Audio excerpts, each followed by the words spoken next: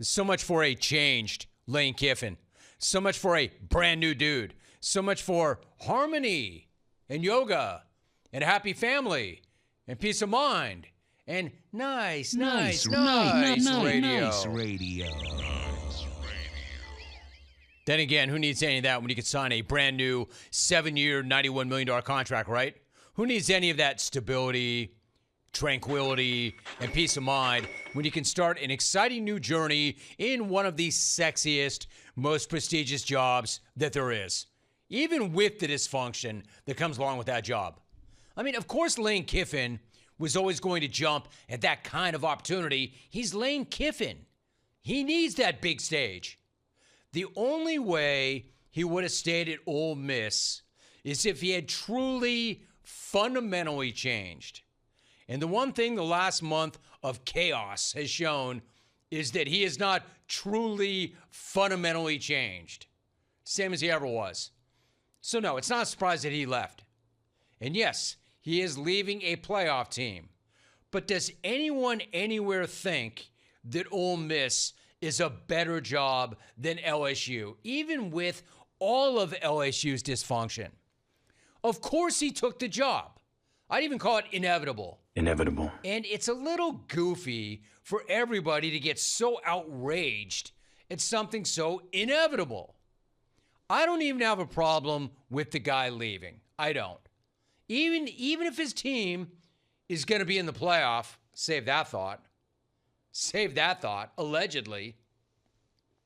Even if he's leaving a team that's in the playoff that's got a shot at the Natty, I don't have a problem with that necessarily. It's not that he left, it's how he left. Like, he didn't have to draw this thing out the way he did. He didn't have to turn it into a circus the way he did. He didn't have to allegedly threaten to take players and coaches with him if he didn't get to coach in the playoff. There was that report. He has since denied it. Then again, what does it really matter? Is he not still going to try to bring coaches and players with him? He didn't have to take a swipe at the AD in his statement announcing his departure. He didn't have to burn bridges and napalm villages on the way out the door the way he did. Again, if you want to bounce, bounce. But don't act like anyone there did anything wrong to you when all they ever did was anything and everything you ever wanted. And that's why the entire world is going against this guy again. He's completely restored his status as college football's arch villain. All that goodwill that he built up over the last few years is seemingly gone already. And once again, the entire country outside of Baton Rouge is rooting against this guy again. And the reason for that is there was just a better way to handle it than the way he did. A classier way to handle it than the way he did. But Lane doesn't really do classy, right? Never really has, right? Lane does showy. Dude is a showman and also, frankly, a troll. Which is why it's always ending the way it does. Badly. The Raiders ending, as you just heard, is that took you back in time as we went into the ground to dig up Al Davis momentarily. That ending was a catastrophe. He barely got out of Tennessee alive. USC was a catastrophe. It even got so toxic at the end of his run as Alabama's offense coordinator, even though that run saved his career. The guy that he referred to as a mentor and who he says he consulted with about this decision, Nick Saban, even told him to hit the bricks right before the national championship game. Of course, this was going to end badly because it always does with Lane. Bricks, like, it was never going to end well, but it didn't have to end like this, is what I'm saying. All Lane had to do was say, you know what? This is really difficult for me and my family. It's just too good of an opportunity for me to pass up. And while I really wanted to coach these players in the playoff, I understand and respect the school's decision to move on. That's all he had to say. Because not, hey, you let me coach here, or I'm going to take coaches and players with me, allegedly. Because there's no way in hell, and he's saying, hey, my guys want me to stay. They want me to coach them. There's no way in hell Ole Miss was going to let him coach them in the playoffs. He's the head coach of a conference rival right now. Ole Miss was not going to keep him in the building for another month so he could be in his players' ears and heads the entire time. Not to mention whatever shred of dignity Ole Miss had left after he strung them along the last several weeks would have been gone. Of course they told him to hit the bricks. Anybody would have. You can't have your cake and eat it too. Like for him to think, oh, I'm already the coach over there at a rival, but I'm just going to stay here and finish where I started. I mean, come on. For Lane to think that, he's way too smart to think that that was a possibility. That's absurd. There was no way they were going to let him stay and coach into the playoffs.